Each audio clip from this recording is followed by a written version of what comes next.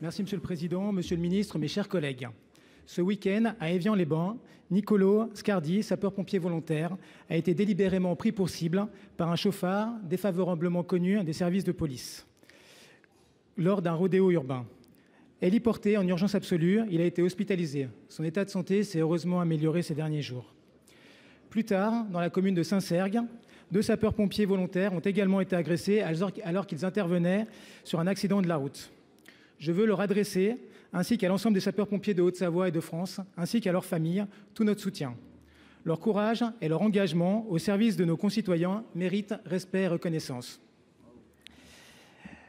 L'attaque d'Évian-les-Bains, filmée et largement diffusée, a choqué. Elle révèle une réalité inquiétante. Les rodéos urbains, aujourd'hui, ne sont plus des provocations, ce sont des actes violents dirigés contre ceux qui incarnent l'ordre républicain. L'auteur, multirécidiviste, qui s'était fait retirer son permis, est aujourd'hui visé par une enquête pour tentative d'homicide volontaire. La loi de 2018 a posé un premier cadre, mais force est de constater qu'elle ne suffit plus. Les dispositifs actuels ne permettent ni une réponse pénale suffisante dissuasive, ni une prévention efficace. Les élus, les forces de sécurité, les secours et les habitants attendent une réponse claire, ferme, mais aussi structurée.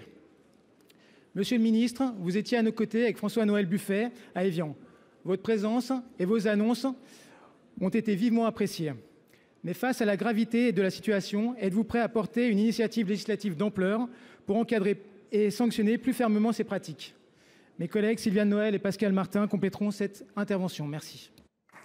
Merci. Pour vous répondre, la parole est au ministre d'État, ministre de l'Intérieur, Monsieur Bruno Retailleau. Vous avez la parole. Monsieur le Président, Mesdames, Messieurs les sénateurs, Monsieur le sénateur, à votre tour et à mon tour, je voudrais saluer évidemment le corps des sapeurs-pompiers qui est très éprouvé. Je voudrais avoir une pensée particulière pour le sapeur-pompier Nicolo, le chef Nicolo, qui lutte encore entre la vie et la mort. Une pensée bien sûr pour sa famille, son épouse, son fils de 7 ans, ses amis, ses parents.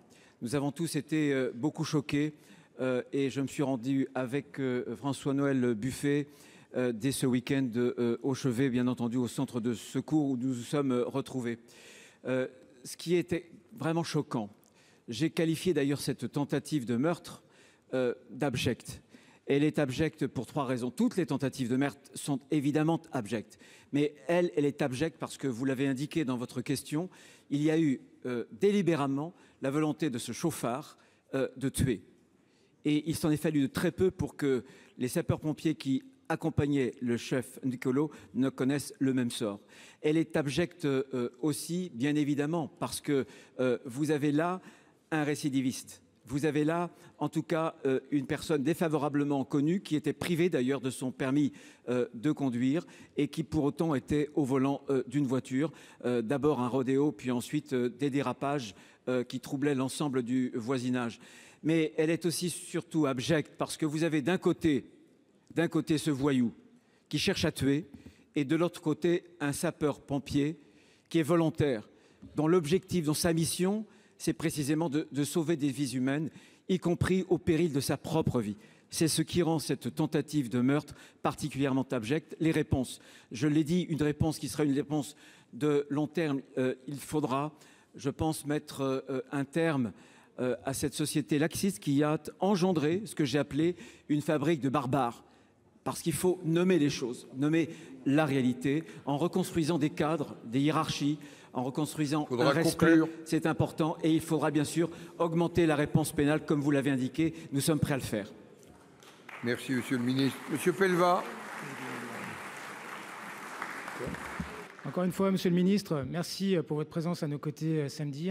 Merci pour votre réponse. Je comprends que les efforts sont déjà engagés, mais par contre, face à la multiplication des rodéos, que ce soit aussi bien à l'encontre des forces de l'ordre, mais aussi des pompiers, il faudra une réponse ferme et nos concitoyens l'attendent et on sera à vos côtés dans ce sens-là. Merci.